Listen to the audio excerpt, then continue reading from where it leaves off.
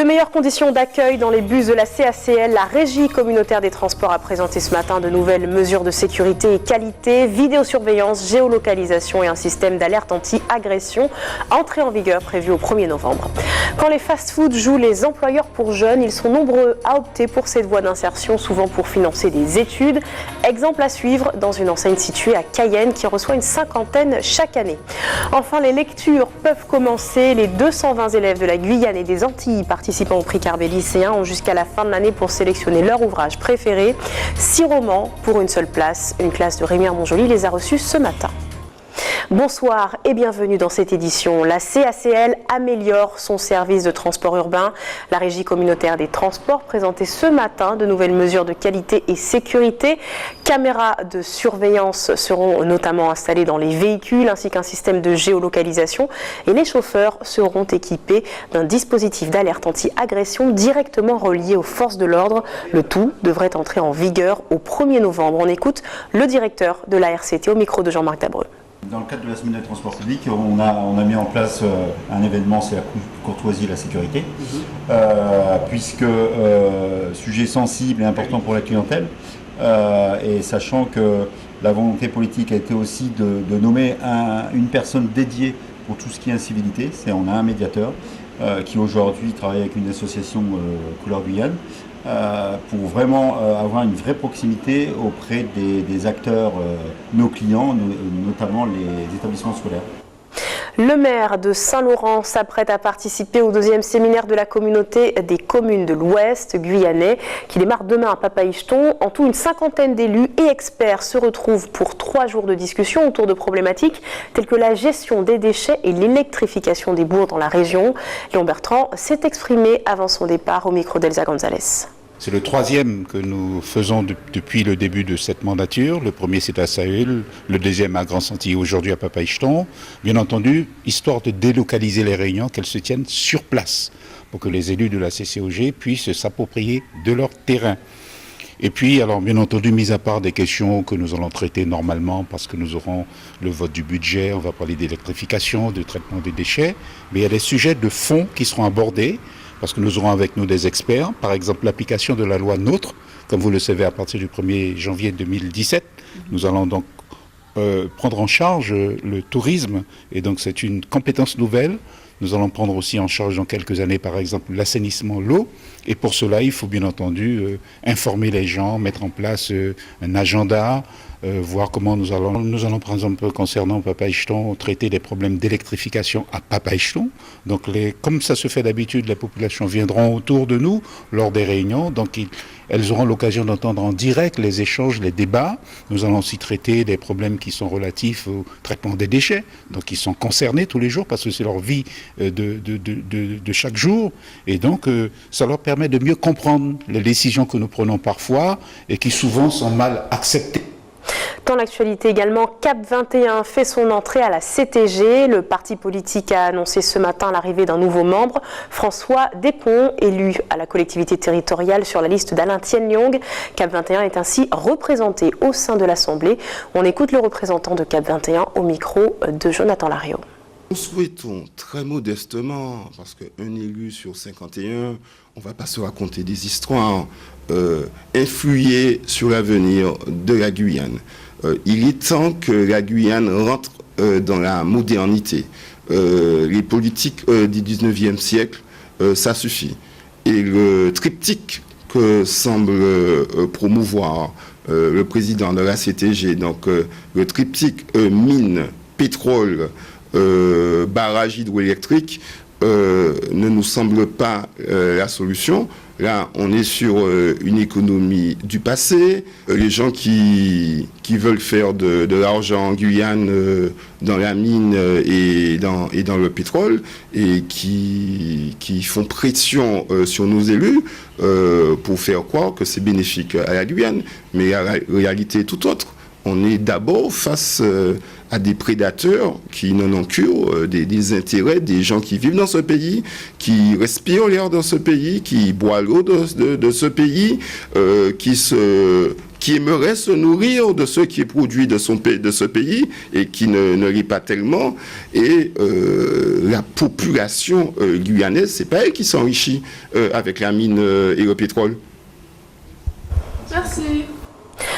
Dans la région, vigilance orange en Martinique où les vents violents de l'onde tropicale ont laissé place à la tempête tropicale Matthew, avec un centre situé à une centaine de kilomètres de l'île. Pour l'heure, de nombreuses lignes d'averses traversent le territoire sans provoquer d'inondation. On fait le point avec nos confrères d'ATV Martinique. C'est intéressant pour mettre en nez en bas et pour ne pas trop abîmer par là. Ils sont venus effectuer les dernières vérifications avant que la tempête tropicale Matthew ne laisse libre cours à sa furie.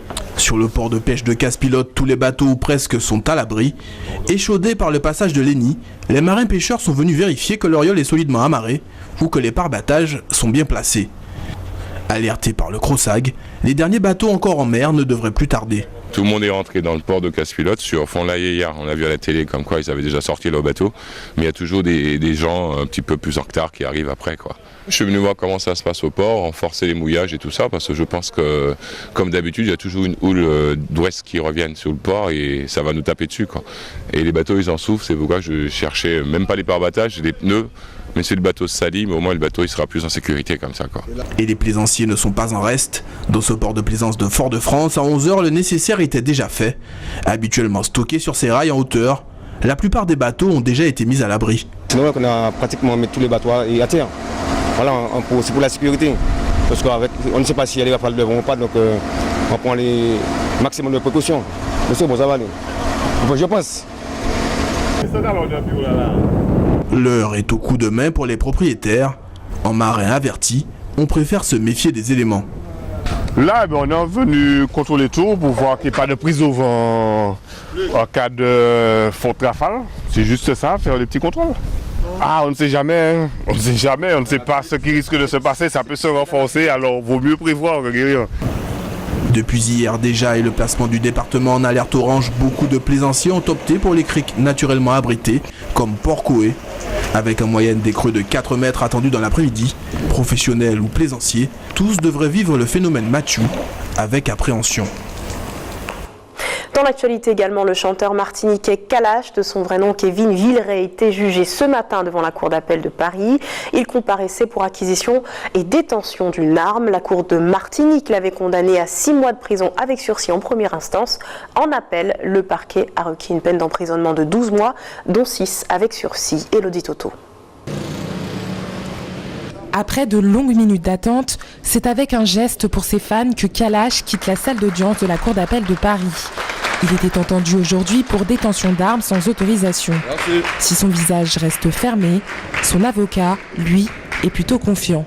Je pense que le procureur en première instance souhaitait en faire un exemple, que cela n'a pas fonctionné, que le procureur qui est l'avocat général maintenant devant la cour d'appel souhaite en faire un exemple, mais dans le même temps, il a, me semble-t-il, un peu compris la situation.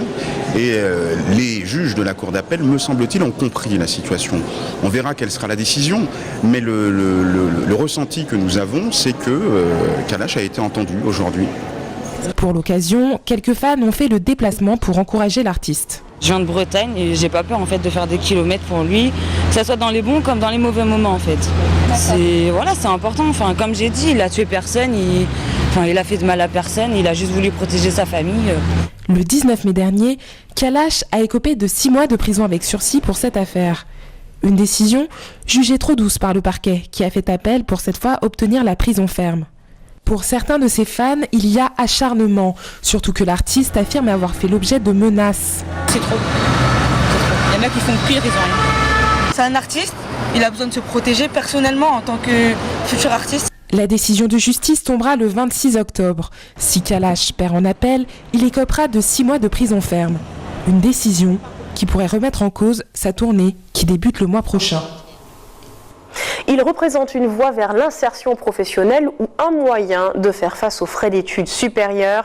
Les cuisines des fast-foods attirent toujours autant de jeunes en quête d'autonomie. Chaque année, une célèbre enseigne basée à Cayenne en accueille une 50aine. Au menu, rapidité et efficacité plutôt qu'une passion pour la cuisine. Pas de quoi effrayer ces jeunes toutefois. Exemple avec Brandon, 22 ans, en cuisine depuis 2 ans. Jonathan Lariot. La chaîne de production est en pleine effervescence. Toaster le pain, y ajouter la garniture, puis la viande.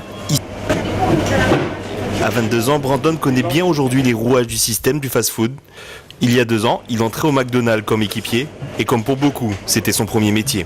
Il y a beaucoup de jeunes qui viennent justement pour financer leurs études ou pour aider leur famille. Donc oui, j'estime que c'est une bonne passerelle pour commencer. Après, pour peut-être envisager plus, mais pour commencer, oui.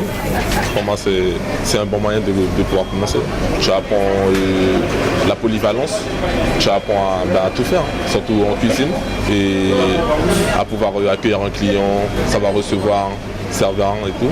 Oui, j'estime que avoir la communication, savoir communiquer avec les gens, et puis être polyvalent dans n'importe quel poste, oui, j'estime que c'est quelque chose d'utile. Dans les coulisses du McDonald's de Cayenne, ils sont une dizaine de jeunes à constituer les différentes équipes.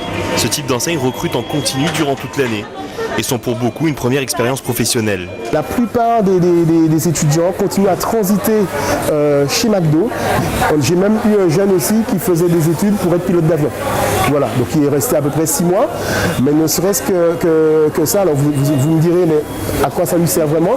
Ça lui sert dans l'organisation, ça lui sert dans le timing, ça lui sert aussi dans le repérage. Et toutes ces petites choses-là, justement, où on a l'impression que c'est pas grand-chose, ça sert justement aux jeunes, ne serait-ce qu'à s'insérer en tout cas professionnellement ou à l'aider dans la voie qu'il a choisie. Pour Brandon, la journée n'est pas finie, de lui dépend le reste de la production. Et surtout, il ne faut pas faire attendre le client. On poursuit avec quelques chiffres. Les prix à la consommation étaient en baisse au mois d'août dernier, moins 0,2% selon l'INSEE. Une légère hausse des produits frais est toutefois observée, 0,6%.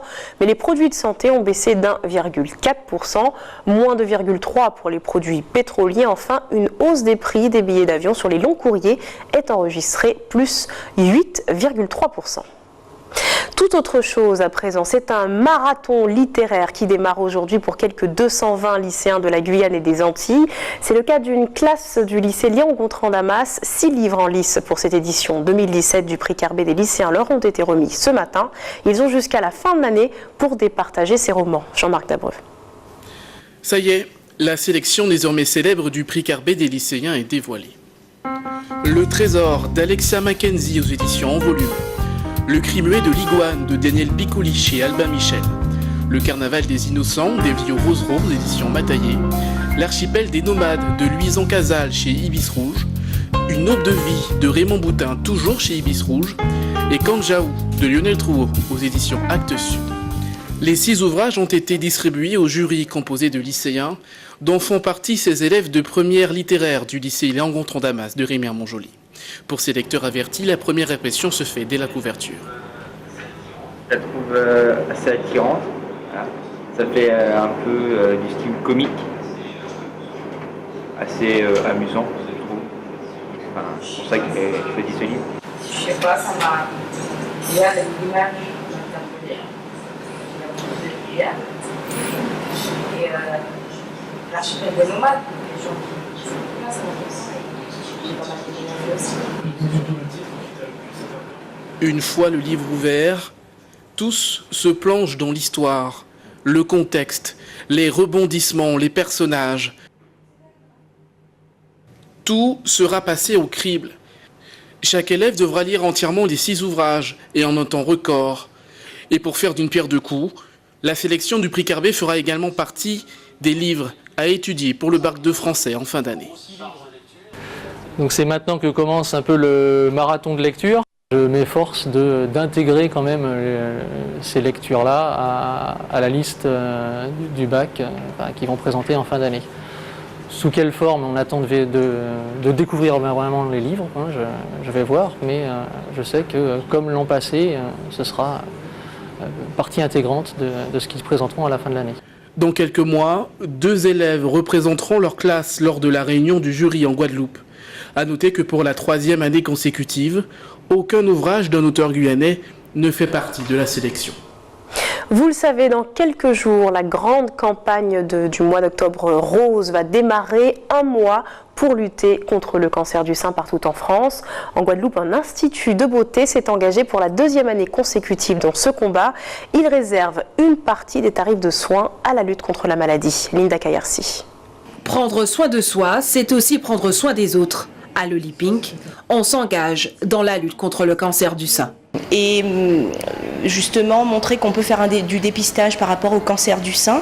Et étant donné moi que j'ai un institut de beauté, c'est vrai qu'on a une clientèle féminine en grande partie. Donc du coup, c'est aussi de pouvoir sensibiliser ma clientèle à cette opération. Tout le mois d'octobre, cette opération Soins solidaires.